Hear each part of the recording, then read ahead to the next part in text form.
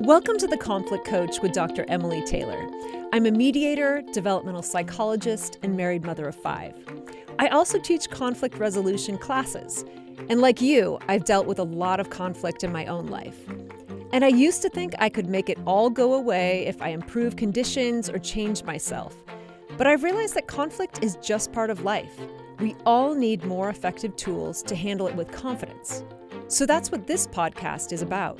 Each episode, you'll hear me coach a real person through a real conflict in their life. As you listen, you'll notice that I'm not telling them what to do. I'm giving them a set of skills that can apply to any conflict, including the ones in your life. So let's get started. Today I'm coaching Sara. She's in her early 30s and having a persistent conflict with a coworker. She's been at this new job she's had for about 7 months.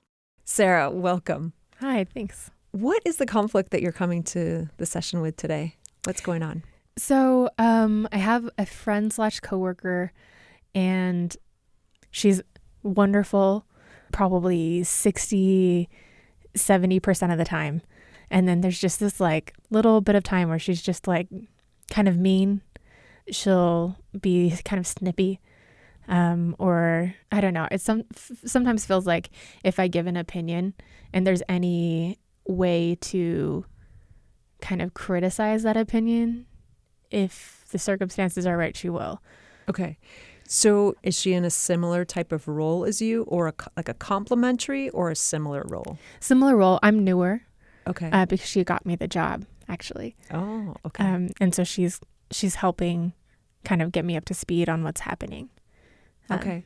Do you mind just filling me in on how you got that job? So she and I had mutual friends.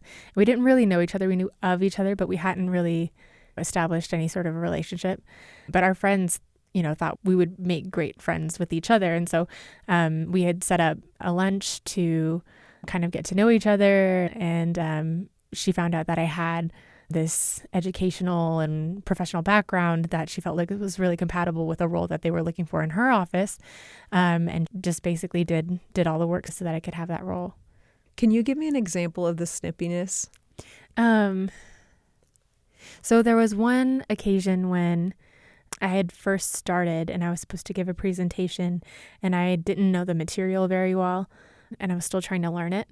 And so she had said, let's do a study night, but there were some other kind of administrative things that she also was in charge of that she needed to get taken care of with me at the same time. So we're like, we'll hit both. And then we got done with the administrative stuff, and then we were talking about the content, and she seemed annoyed that we were talking about it. I can't remember what it was, but there was a concept, and I said, oh, so it's like this. And she's like, no. She said, it's like this. And it was a rephrase of the exact same thing that I had said. So I don't know, just things like that where it's kind of consistent. Okay. Where if there's any way to misinterpret what I've said, or to not listen or pay attention, or to disagree with me, any room for that kind of thing. What's the impact of her behavior on you? I'm more hesitant to work with her. I'm kind of scared of her. Why are you scared of her? Because I don't want her to get mad at me. Because? Because it would become a really awkward working dynamic. It would become awkward because our coworkers know us as friends with each other, which we kind of were before we started, but we really didn't know each other that well.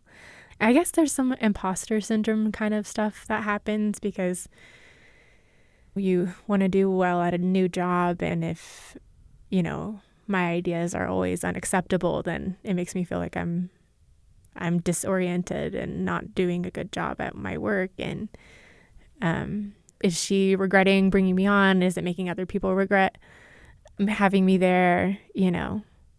So far, what's been your reaction to her when she has disagreed with you or acted kind of short?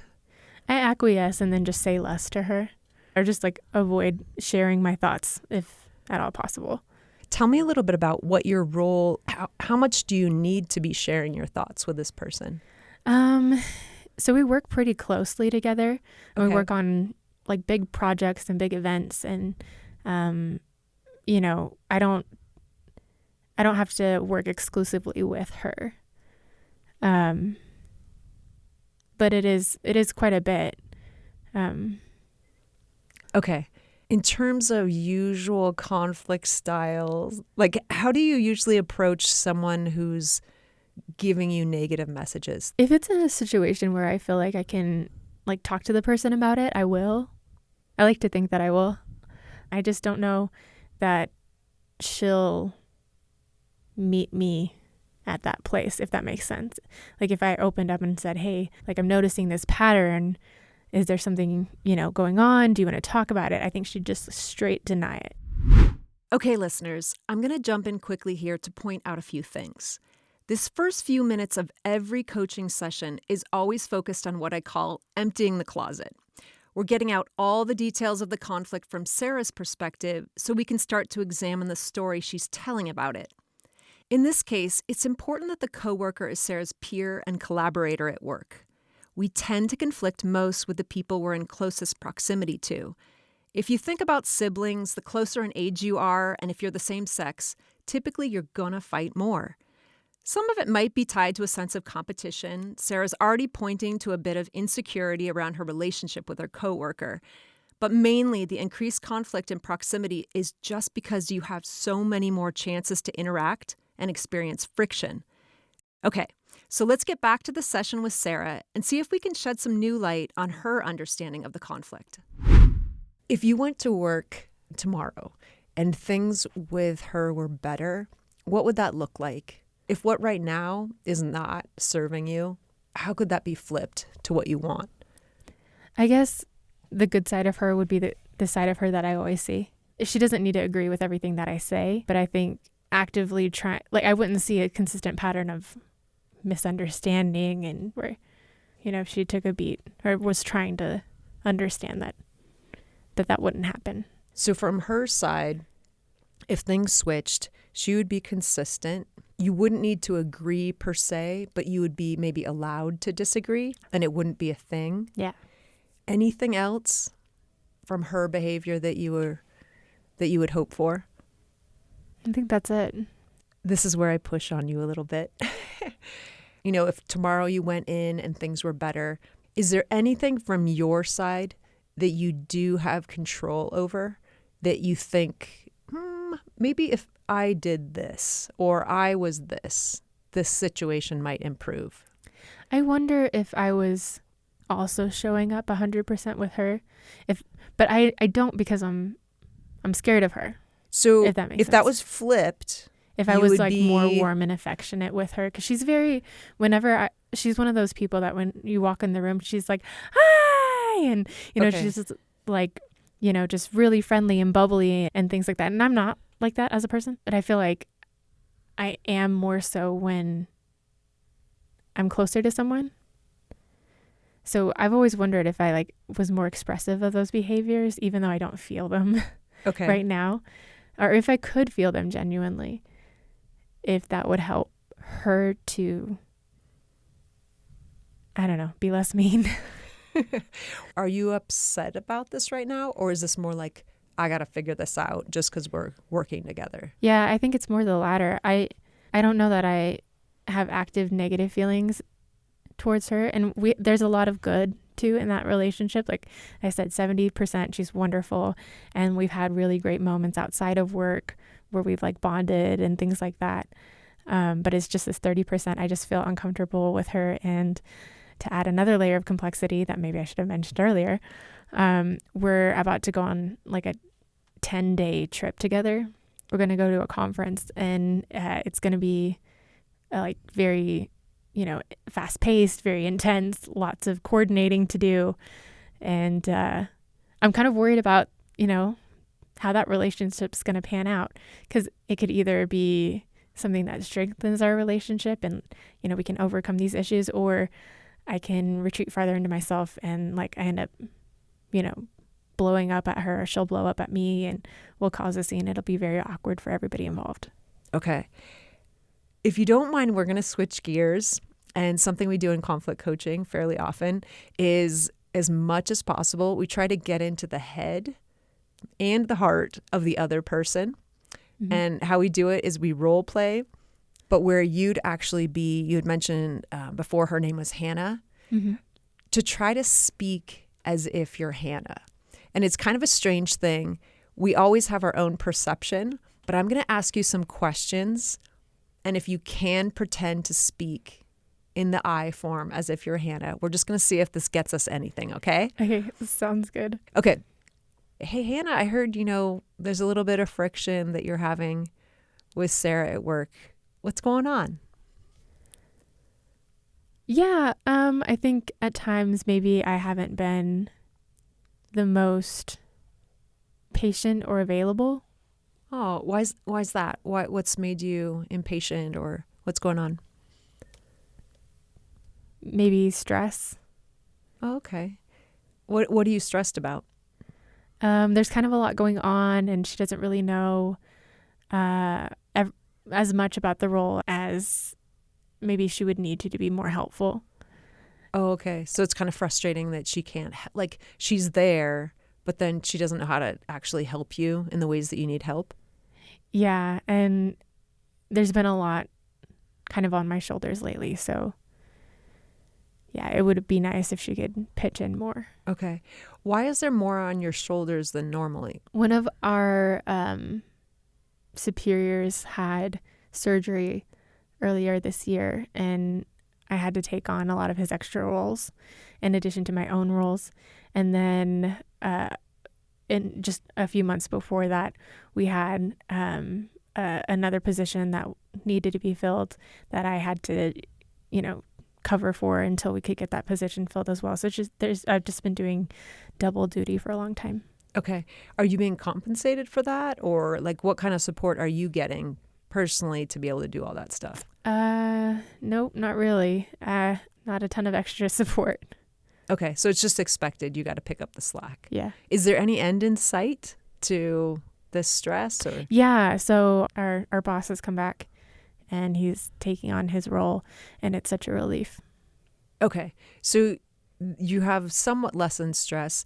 Is there anything is Sara doing what she's supposed to be doing, or Yeah, I mean, she's done more than we've ever had anyone else do in that role on certain topics, and it seems like she's taking to it and learning fairly quickly. And how do you feel about having hired her? It was great. Okay, so you're happy about it? Yes. I sense your hesitation. No. Well, it's because it's me talking, and I'm I don't know if she's happy about it. I don't know what she's feeling. Okay, let's shift out just for a second. What's that like for you to even try to imagine where she's coming from? It's really hard because I have so many unanswered questions. Okay. Myself about it. And on the one hand, I have different kind of, choose your own story endings for explanations for why she is the way she is. And some of them are less generous to me, and some of them are less generous to her. And so I'm not really sure where to fall along that spectrum, but there's also the possibility that there's more information there that explains what's happening that I don't know about. Friends, role-playing like this is pretty much always awkward. And Sara's right that she can't really know how Hannah would respond to the questions I was asking her. But we just saw how helpful the exercise can be.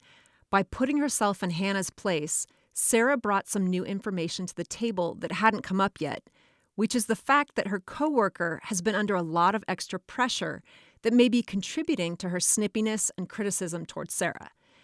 Role-playing helps Sara overcome what psychologists call the fundamental attribution error. This is a concept from social psychology that explains our tendency to overemphasize personal traits and underemphasize situational factors when explaining other people's behavior. For example, when someone else does something wrong or unusual, we're more likely to say it's because of their character, like she's lazy or he's rude. But if we do the same thing, we're more likely to blame the situation. I was tired. I was under pressure. So let's see how this insight might help shift Sara's approach to resolving the conflict. how does Hannah communicate? Like, tell me a little bit about, like, from the extent that you have, experienced life with her, how does she deal with conflict? I feel like from what she's told me about her life and her life journey, it's been an evolution for her. And I think she's trying to, learn better communication styles and learn better conflict resolution skills and things like that all the time. I think she'll excuse a lot from certain people in her life and kind of take on the responsibility for their feelings and for what's going on with them and have that reflect on herself in certain ways. I wouldn't be in that position for her. I wouldn't be one of those people that she would do that with, if that makes sense. And then we do have people that she manages that I've seen, like, rather than kind of asking questions about, did I explain that well enough? She'll be like, ugh, so-and-so's not doing this. And in kind of salacious tones, like, did you hear that so-and-so did this and this? And, it's people that are her subordinates. Okay. So there's something about, if you're in power, maybe you can blame other people. Mm-hmm. But if you're in low power, then you got to blame yourself a little bit. Mm-hmm. Is that why this is weird? Because you're supposed to be her equals? Yeah. Most of business, academics, just a lot of organizations, it's very hierarchical. I've found actually it's really tricky to have a true peer relationship. Even if you have the same roles, the same credentials. Do you have the same credentials? I have better credentials, but she has more experience. Okay. So you see it as balanced, but do you think that's how she sees it? At times. Okay. There was a hesitation there. Tell me a little bit about that. I think it depends on the moment for her. Because I've seen her when I've taken on certain responsibilities that are related to my credentials that she doesn't have, that I've taken on kind of lead on those points, that I've seen respect in her eyes, if that makes sense. But I don't always see that. So is it possible that is a source of tension? I think that's it. I think that's why this is bothering me. Okay. Tell me a little bit more about when you give an opinion in light of your credentials. Is there anything that comes to mind that might be part of this conflict? Think about your credentials, her experience, and then giving opinions. If it's directly related to something that I have special knowledge of that she wouldn't, she'll defer to me. Okay. But there are things that are subjective that are should we get the blue swag or should we get the orange swag? And if we just have a disagreement, it feels like that's not a little thing for her. It feels like it's a big thing. Okay. Again, I don't mean to be too didactic or teaching moment, but there is something this is making me think about. Mm-hmm. They call it the TRIP acronym, TRIP. In a conflict, sometimes you are disagreeing about the topic. That's the T of TRIP. So it's actually about the blue swag versus the orange swag. Mm-hmm. And it just really is a preference. Say, I love blue and I hate orange. Yeah. But then it could be it could be a relational thing about who you are in relation to me. And that's oftentimes, say in a relationship where I have a close friendship, mm-hmm. I may let something go because I want to demonstrate how important that relationship is to me. Mm-hmm. And then the I is identity. You being right versus me being wrong threatens my identity. So I'm going to push back on you. So it may be about the swag, but if she thinks, hey, I'm really in charge because I have the most experience, you think you do because you have that credential, but you really should be deferring to me. That might be an identity issue, right? Mm-hmm. And then P is the process, what you agree on how to resolve an issue. And that can be interesting. And again, forgive me for being belabored on this, but sometimes the process part is, hey, I know you have this credential, but I've been here longer, so you're going to have to do it my way. But people aren't often overt about the process. Mm-hmm. In an organization, they'll just say, that's just how we do it. And a newcomer may be like, well, that's a dumb way to do it. Like, it doesn't make any sense. So I just wondered if there's if like from the lens of TRIP, if there's anything you can glean, like say the last interaction you had with her that was not good. Would you say it's the topic, the relationship, the identity, or the process that you were kind of like had tension about? It's a little bit not easy to tell, but I would say it's closer to relationship. But what you said made me think of a time when we were in a meeting with a bunch of subordinates, and they were our mutual subordinates. And they were coming up with ideas, like brainstorming ways to solve certain problems, and she just shut them down. But she was really stressed. If our superior was in the room, if our boss was in the room with us, that wouldn't have happened. So when she's in low power, she maybe is more self-blaming or acquiescent. And then when she has more power, over others, then she may be more direct or competitive. Mm-hmm. Is there any way you could imagine communicating with her that maybe isn't direct verbal communication that she would understand? Like Morse code or something? We could call it Morse code, but blink twice. The only reason I bring it up is there was a family member who I interacted with over many years who just could not, for the life of her, communicate her emotions. Like, it was just really hard. Like, she did not want to.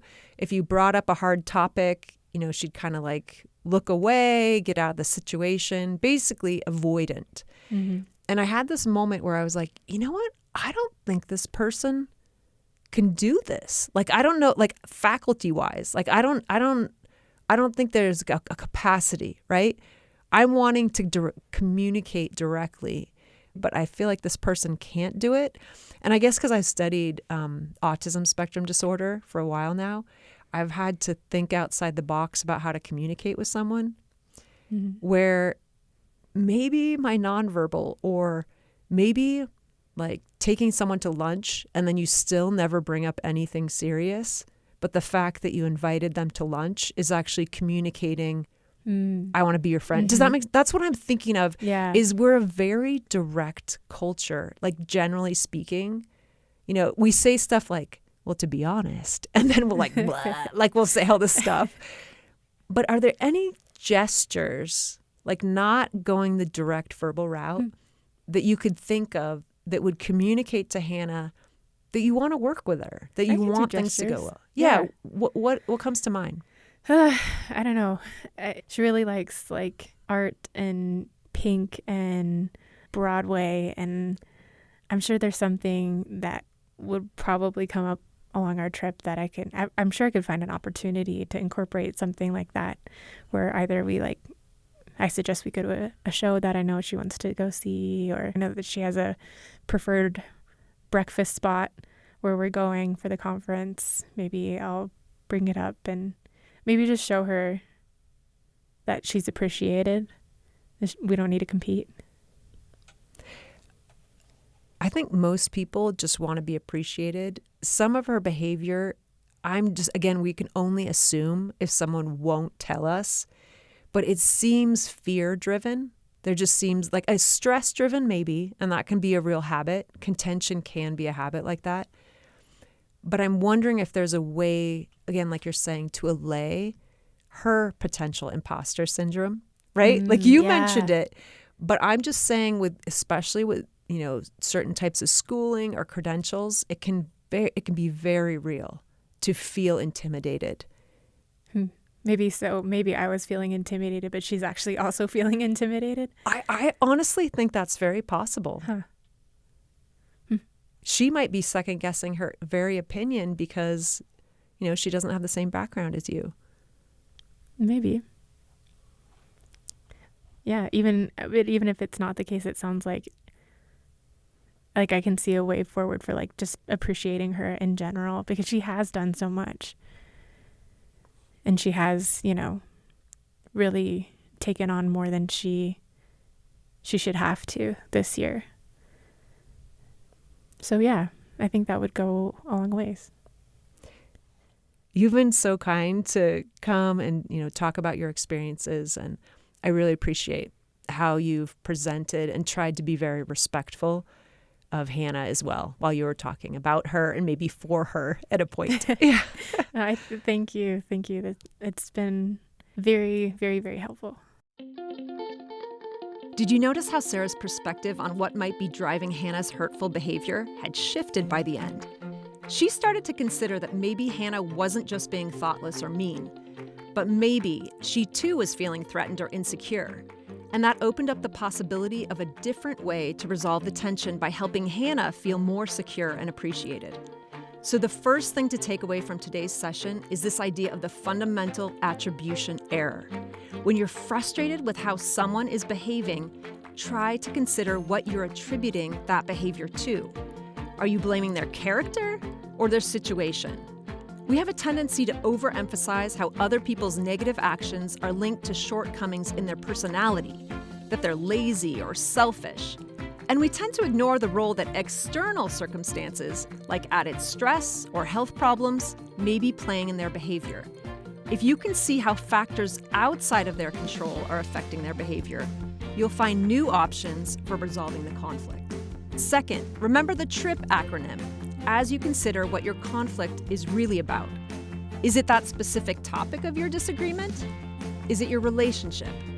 Or maybe the root of the problem is that one or the other of you feels like your identity is under threat. That's the I in TRIP. And finally, the P is process. So that's where you disagree about how something should be done. If you don't clearly identify the root of the conflict, you may just be spinning your wheels trying to resolve something that's really not the main issue for you or the other person. And finally, direct verbal confrontation is not the only, and maybe not even the best way to resolve a conflict. Sometimes we've got to think outside the box to communicate our good intentions effectively. Certain thoughtful gestures like bringing someone flowers or running an errand don't require lengthy conversations, but they may actually communicate very meaningfully our positive thoughts and feelings about the other person or group. Thanks for joining me today. If there's someone in your life who might benefit from listening to this episode, please share it. Because, as I always say, it's not a question of if, but when we're going to experience conflict, and we do much better when we're prepared. The Conflict Coach with Dr. Emily Taylor is a BYU radio podcast. I'd love to connect with you on social media. Find me on Facebook and Instagram at Conflict Coach with Dr. Emily, where I'm sharing more ideas for working through conflict. And if you or someone you know has a conflict that you'd like to discuss on the podcast, send me an email to conflictcoach@byu.edu. And next time, I'll be coaching a mom in a stalemate with her young adult daughter who's still living at home and not progressing toward independence. I hope you'll join me.